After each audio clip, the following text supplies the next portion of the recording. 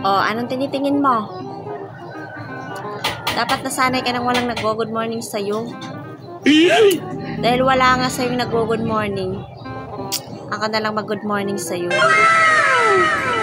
Good morning. Have a nice day. Oh, ayan na ha. Huwag ka nang magtampo.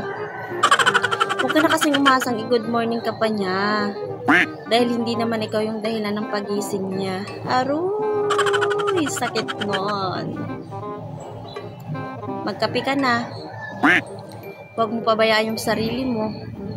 Alam mo naman, sa oras ng kagipitan at kalungkutan, sarili mo lang yung malalapitan mo at maaasahan mo. Kumain ka na lang din sa tamang oras. Ayan ha, ayan na. May na-good morning na sa'yo. Huwag ka na dyan magtampo. Sige na. Mag-asikaso ka na dyan.